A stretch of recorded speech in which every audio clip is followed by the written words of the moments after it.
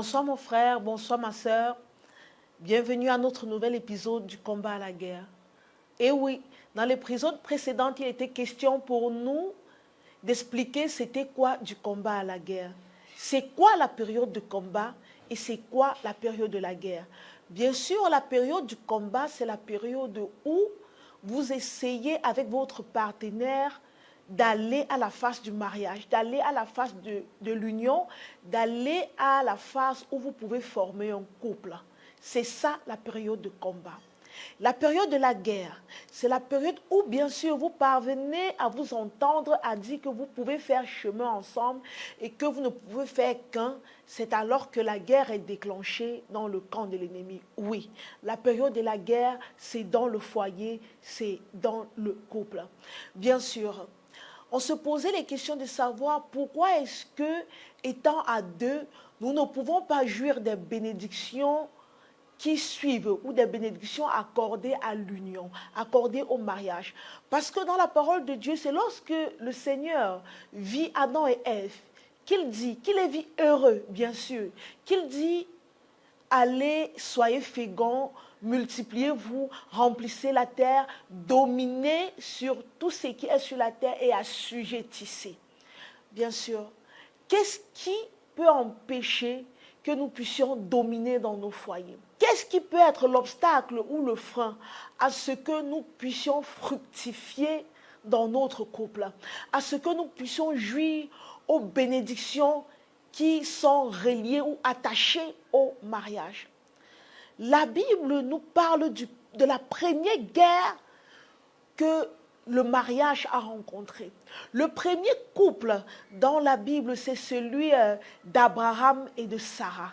Ce couple a connu la première guerre qui est la guerre de l'enfantement. Oui, aujourd'hui, vous avez bien compris, nous parlons de l'enfantement.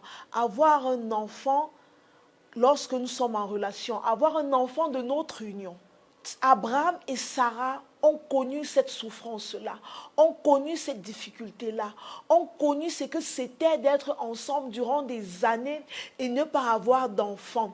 Que des gens disent, tu es allé avec une femme stérile ou tu es allé avec un homme stérile, vous ne multipliez pas, vous n'avez pas la joie ou le bonheur d'avoir un enfant dans les bras.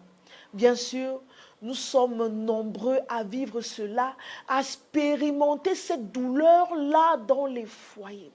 Mais dans la parole de Dieu, Abraham et Sarah ont connu cette douleur, ont vécu avec cette souffrance pendant plus de 25 ans de mariage. Ils ont cherché d'eux-mêmes, ils ont fait des efforts pour avoir une progéniture, pour fructifier, pour être féconds. Ils ne parvenaient pas au fait à être féconds. Mais qu'est-ce qui était le problème dans le cas d'Abraham et Sarah? Et qui peut aussi être le problème d'une personne ou qui peut aussi être le problème d'un couple? Qui peut être le problème dans un mariage? Dans le cas d'Abraham et Sarah, spécifiquement, c'était le nom qu'ils portaient. Ils portaient tous deux des noms qui ne reflétaient pas la bénédiction que l'Éternel avait déclarée sur le foyer. Le nom qu'ils portaient était pour eux des jougs, était pour eux des liens, était pour eux des forces qui ne leur permettaient pas d'enfanter. Bien sûr, je vais donner la signification du nom que le père de la foi portait. C'était Abraham, qui signifiait père élevé. C'est-à-dire, ce nom voulait par là dire, il pouvait élever des enfants. Saraï signifiait une idole. Saraï était le nom d'une idole, était le nom d'un arbre comme nous vivons dans nos tribus. Saraï était le nom de la déesse ou de l'idole qui était adorée dans le peuple dur, en Chaldée, à cette époque-là. Mais lorsque les anges vinrent chez Abraham et chez Saraï, qu'est-ce qu'ils ont dit? Ils ont dit désormais, Abraham, tu ne t'appelleras plus Abraham, tu t'appelleras Abraham. Qu'est-ce qui signifiait alors Abraham? Abraham signifiait père d'une multitude. Les anges, de même, ont changé le nom de Saraï en Sarah. En la baptisant Sarah, ils lui donnaient cette grâce-là de pouvoir enfanter, de pouvoir jouir de cette bénédiction. Sarah, cette fois-ci, qui signifiait princesse ou reine de l'Éternel. Si Abraham portait le nom de père d'une multitude, forcément Sarah portait le nom de mère d'une multitude. Oui, mon frère, oui, ma soeur, ça peut être ton cas. La raison pour laquelle tu ne vois pas le produit de cet amour ou la concrétisation de cet amour, ça peut être ton nom.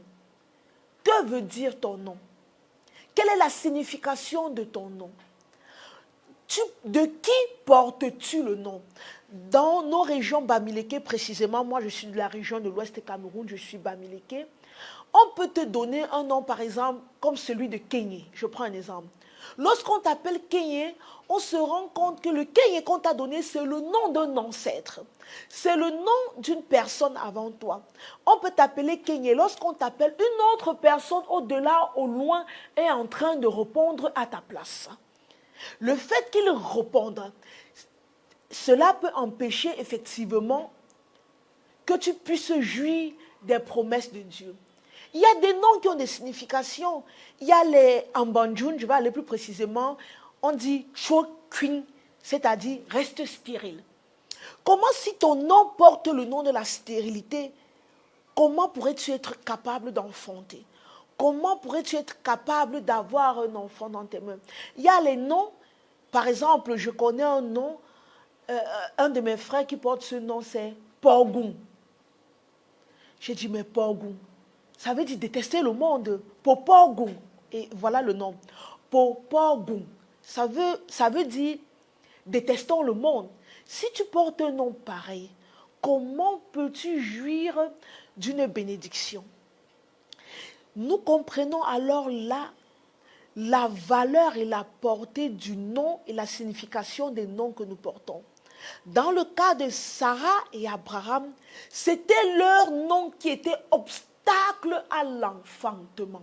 C'était le nom qu'ils portaient qui était la barrière à l'exaucement de la déclaration et de la parole de Dieu dans les mariages et dans les foyers. Nous comprenons alors que lorsque les anges sont arrivés chez Abraham et chez Sarah et qu'ils ont changé leur nom respectivement, ils ont dit à Abraham et à Sarah qu'à la même période de l'année prochaine, vous aurez un enfant. À la même période de l'année prochaine, vous aurez un enfant. Et cet enfant s'appellera du nom d'Isaac. Isaac qui signifie sourire, qui signifie rire. Bien sûr, nous comprenons que lorsque leur nom a été changé, la bénédiction a suivi. Ce qui accompagne bien sûr le couple, la première bénédiction qui est celui de l'enfantement, a suivi. Mon frère, ma soeur, quel est le nom que tu portes? Le nom que tu portes est rattaché à quelle idole, à quel arbre, à quel lieu sacré? Cela peut être un obstacle au fait que dans ton mariage, dans ton foyer, tu ne puisses pas avoir d'enfant. Ou bien même, lorsque tu conçois, tu te retrouves à avoir des fausses couches. Qu'est-ce qui est la cause? Dans le cas d'Abraham et Sarah, dans la parole de Dieu, c'était le nom qu'ils portaient. Pour toi, ça peut aussi être le nom que tu portes. Pour vous, ça peut être les noms que vous portez. Alors comme Abraham et comme Sarah, que l'Éternel vienne à votre rencontre, comme il est venu à la rencontre d'Abraham et Sarah, afin de changer les noms que vous portez pour que la bénédiction vous suive, pour que vous aussi, comme Abraham et Sarah, vous puissiez sourire. Mon frère, ma soeur, sachons que le nom que nous portons a deux dimensions. On peut porter un nom qui a une signification péjorative, qui a une dimension péjorative. Tu peux avoir un nom et que ce nom signifie tout simplement stérile. Maintenant, on peut même encore t'appeler. Et lorsqu'on t'appelle, c'est une autre personne qui répond à ta place. Parce que tu peux porter le nom d'un de tes ancêtres. ou tu peux porter le nom d'une pierre, tu peux porter le nom d'une idole. C'est la raison pour laquelle le Seigneur a changé le nom de Simon en Pierre. Pourquoi? Le ciment, c'est une forme d'arbre qui n'est pas stable.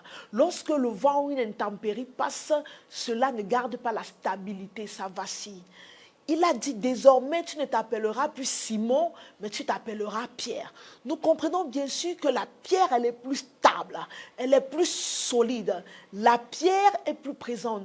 Et il a dit, c'est sur toi que je bâtirai mon église. Donc, il fallait quelque chose de stable sur lequel le Seigneur allait bâtir son église. Parce qu'au fait, le nom de Simon était un obstacle à vivre la gloire de Dieu dans sa vie. Son nom a été changé. Alors pour toi, ça peut aussi être ton nom qui fait obstacle à cet enfantement, qui fait obstacle à ce que tu ne puisses pas rire de votre projet, tu ne puisses pas rire, qui fait obstacle au fait que tu ne puisses porter cet enfant dans tes bras, qui puisse te donner le bonheur et la joie. Oui, oui, ton nom ou le nom que vous portez peut être l'un des problèmes majeurs au fait que vous n'avez pas d'enfant. Alors mon frère, alors ma soeur, tu te poses la question de savoir comment pourrais-je faire pour changer mon nom?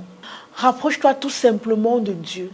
Rapproche-toi de Jésus afin qu'il te donne la révélation du nouveau nom que tu dois porter afin de jouir de ses promesses. Oui, c'est possible de changer de nom spirituellement. Le Seigneur peut le faire au travers d'un homme de Dieu. Le Seigneur peut le faire au travers d'un homme de Dieu. Ou bien même si tu as une relation intime avec Dieu, au travers de cela, il peut changer ton nom. Oui, moi par exemple, le Seigneur m'a rebaptisé, il a changé mon nom de Kevin en Sarah. Parce que le nom que je portais ne me faisait pas jouir des promesses de l'Éternel. Et cette nuit-là, il a changé mon nom. Il m'a dit, désormais, tu ne t'appelleras plus Kevin, tu t'appelles Sarah. Oui, mon frère, oui, ma soeur, je t'invite ici à entrer dans une intimité profonde avec le Seigneur afin qu'il puisse changer ton nom.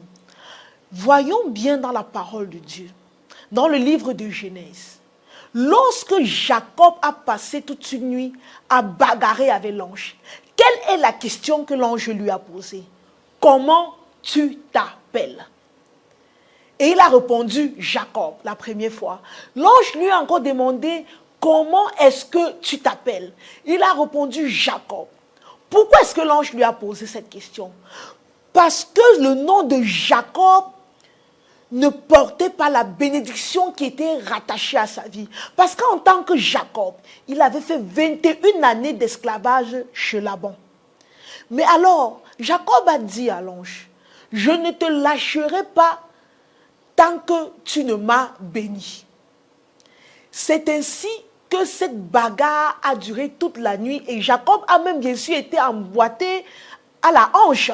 Il a eu un déboîtement à la hanche. C'est alors que l'ange lui dit, tu ne porteras plus le nom de Jacob, mais tu porteras désormais le nom d'Israël, qui signifie le peuple de Dieu.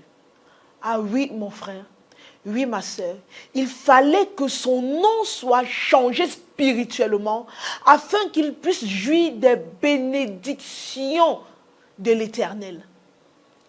Alors, mon frère, alors, ma soeur, je t'invite à entrer ou à avoir une communion profonde avec le Seigneur afin qu'il puisse changer ton nom et te donner le nom qui porte la bénédiction. Je t'invite à bagarrer, comme Jacob a bagarré avec le Seigneur, afin qu'il puisse te donner ce nom qui te permettra d'aller au plus haut et de briser les jougs de limitation et de briser les barrières, d'entrer dans la bénédiction qui t'est due, la bénédiction réservée aux enfants de Dieu. Je viens prier pour toi, ma soeur, qui crie au désir, qui soupire à cette soif, à cette faim de porter un enfant dans tes mains. Bien sûr, de porter Isaac, qui signifie sourire, qui signifie rire. Éternel, mon Dieu, mon roi, roi de gloire, Père, je viens auprès de ton trône de grâce, crier pour ma sœur, crier pour ce couple, crier pour ce foyer qui cherche un enfant, ô Dieu, qui cherche à entendre les cris d'un enfant dans leur maison. Pour ce couple, Père, qui soupire les yeux levés vers toi, ô Dieu, afin que tu leur accordes cette grâce. Éternel roi de gloire, viens et change leur nom, afin qu'à cette même période de l'année prochaine, comme tu l'as dit à Abraham et tu l'as dit à Sarah, qu'ils puissent porter un enfant. Éternel roi de gloire, maintenant je viens par le nom puissant de Jésus-Christ de Nazareth, imposer les mains sur le ventre de Béatrice. Oh Père, tu me parles clairement de cette femme, Père, qui crie à toi du nom de Béatrice. Je viens imposer les mains sur son ventre, Père, et je me fais à toute fausse couche à compter d'aujourd'hui au nom puissant de Jésus-Christ de Nazareth. Éternel roi de gloire, je viens encore et j'impose les mains sur le ventre d'Olive. Père éternel, que Olive porte Isaac, que Olive porte le fruit de ses entrailles au nom puissant de Jésus-Christ de Nazareth. Au roi de gloire, tu me parles de Sandrine à Yaoundé. Je viens maintenant par l'onction du sang et du nom de Jésus-Christ, le nom devant lequel tout genou fléchit et toute langue confesse qu'il est Seigneur. Rétablir ton utérus qui était en mauvais état. Rétablir cet utérus qui n'existait même presque plus. Je viens maintenant et je réinstalle cet utérus dans le nom puissant de Jésus-Christ de Nazareth, et qu'en cette même période de l'année prochaine, tu portes ton enfant dans tes mains, reçois cette bénédiction et que l'Éternel te visite d'une visitation d'en haut, que ton nom soit changé dans les lieux spirituels, que ton nom soit changé dans les lieux élevés, afin que tu puisses crier et chanter à haute voix, Hosanna, Hosanna à l'agneau de Dieu assis sur le trône.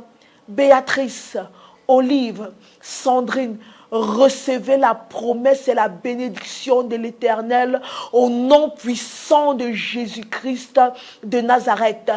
Que vous accouchez bien sûr des Sarah, des Isaac, oui Saint-Esprit, et bien sûr aussi des Ruth. Dans le nom puissant de Jésus-Christ de Nazareth, nous avons ainsi prié. Amen. Amen. Amen. Retrouvons-nous dans le prochain épisode. Que la paix du Christ soit avec vous. Que l'abondance du nom de Jésus recouvre vos foyers, vos maisons, vos couples.